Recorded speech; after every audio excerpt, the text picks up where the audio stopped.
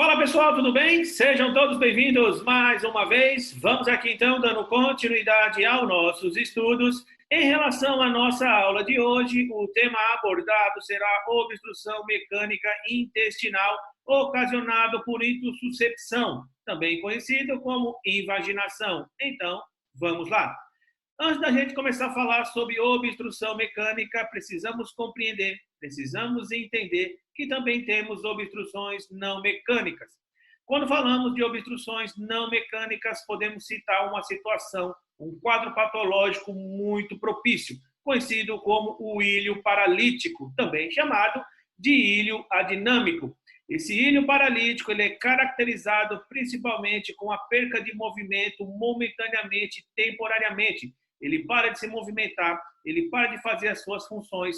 Com isso, você vai ter uma falha de comunicação em relação ao seu trajeto do conteúdo enteral que tem nas alças de Delgado para as alças colônicas. Então, esse conteúdo enteral, esse conteúdo entérico acaba se aglomerando nas alças de Delgado, hiperestendendo essas alças, ocasionando, então, essa obstrução intestinal não mecânica.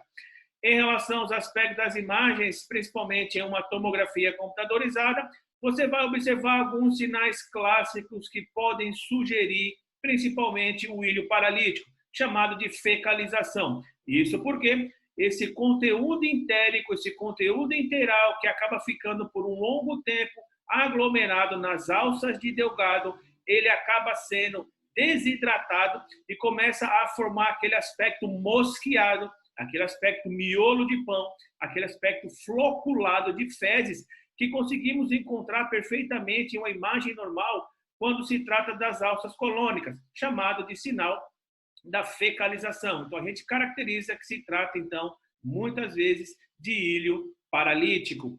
Em relação ao ilho paralítico ou ilho adinâmico, existem algumas principais causas que precisamos compreender que acabam afetando o ilho e ocasionando esse quadro patológico de obstrução não mecânica.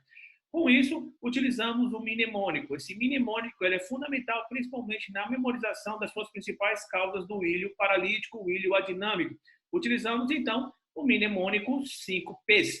Quando falamos de 5Ps, essa obstrução não mecânica, esse ilho paralítico, esse ilho adinâmico, ele pode ocorrer principalmente através de pós-cirúrgico, através de uma peritonite, ele pode ocorrer através também de uma diminuição de potássio, através de fratura de pelve, através também de partos. Então, é fundamental compreender. E se você quiser continuar o estudo ainda em relação às suas principais causas, podemos citar também a pancreatite, podemos citar, então, através de medicamento de Parkinson, através de medicamentos analgésicos. Então, são diversas causas que pode ocorrer o ilho paralítico, o ilho adinâmico, com obstrução não mecânica.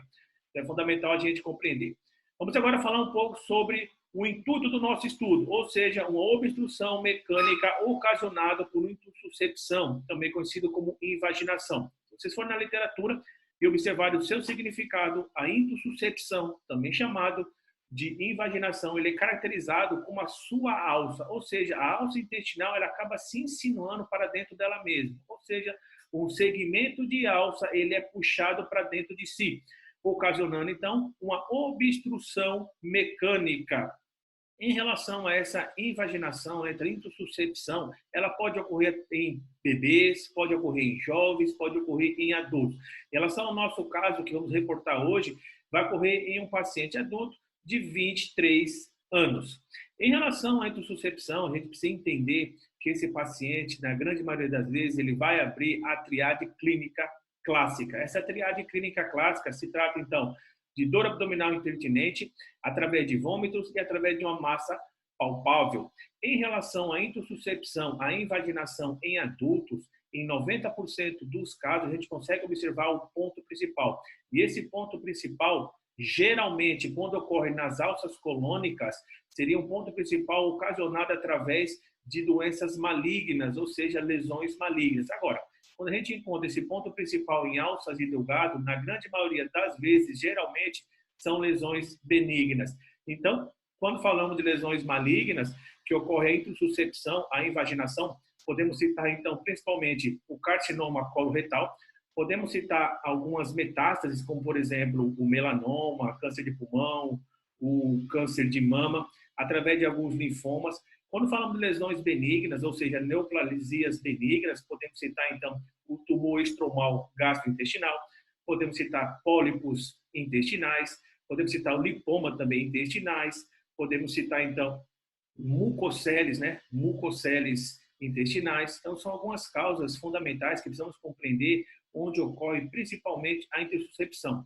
Continuando, então, a nossa investigação, continuando as suas principais causas, podemos citar também algumas causas congênitas, como, por exemplo, divertículo de Meckel, cistos duplicados, através de o pâncreas ectópico. Podemos citar também através de infecções, essas infecções periapendicular, periapendicite, e podemos citar também através de trauma. Trauma onde você vai ter um hematoma mural.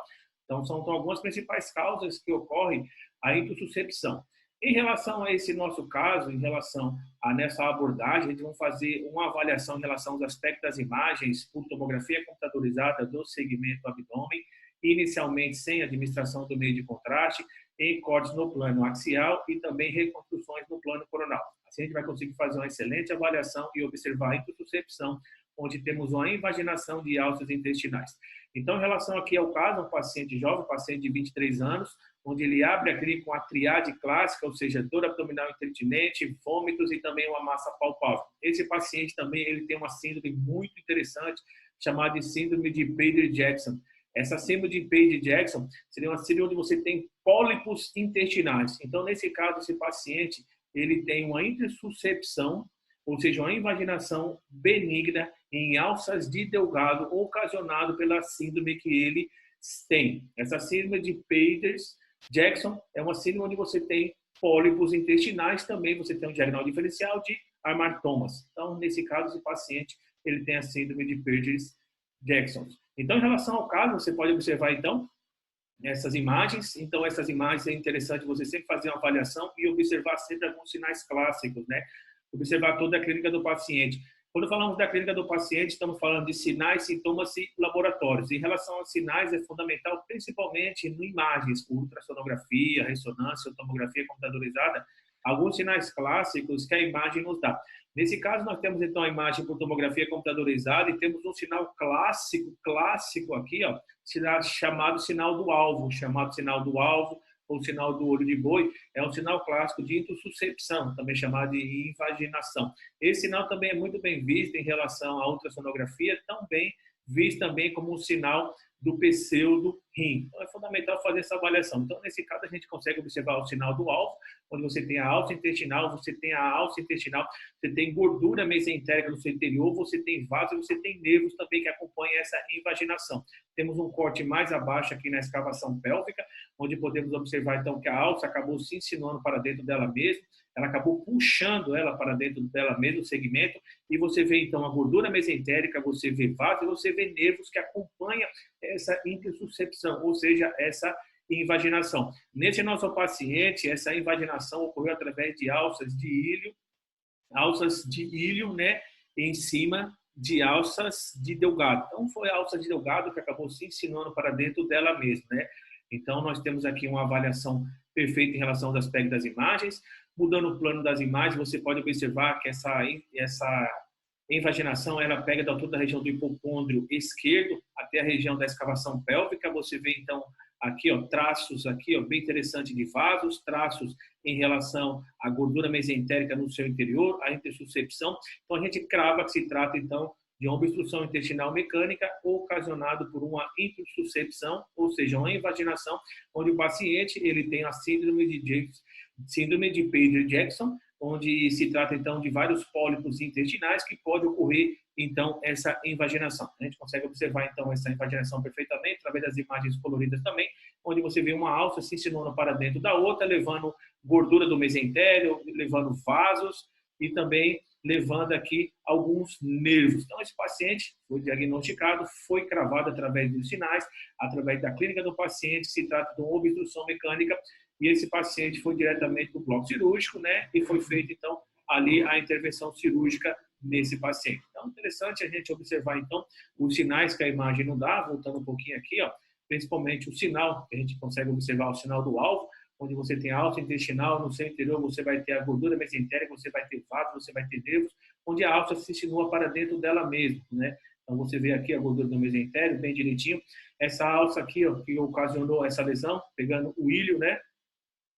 O ilho e o jejum, pega então ilho e jejum, então ele pega desde lá de cima, então pega na região do hipoponto esquerdo até a escavação pélvica, seria uma insinuação entre ilho e jejum, então você vê então que o sinal aqui do alvo, você vê então que tem gordura do mesentérico, você tem vasos, e essa lesão ela pega lá de cima, ou seja, da região do hipoponto esquerdo até a escavação pélvica. Então temos aqui as reconstruções, a gente consegue ver perfeitamente então essas alterações. Depois do paciente foi para o bloco cirúrgico, e foi feita a cirurgia, a gente consegue observar então aqui, ó, a insinuação da alça para dentro dela mesma, pegando a região do jejum bem direitinho aqui, a gente consegue observar. Então, em relação à aula de hoje, seria isso. Muito obrigado pela atenção de todos e até a próxima aula. Tamo junto, é nóis, meus queridos.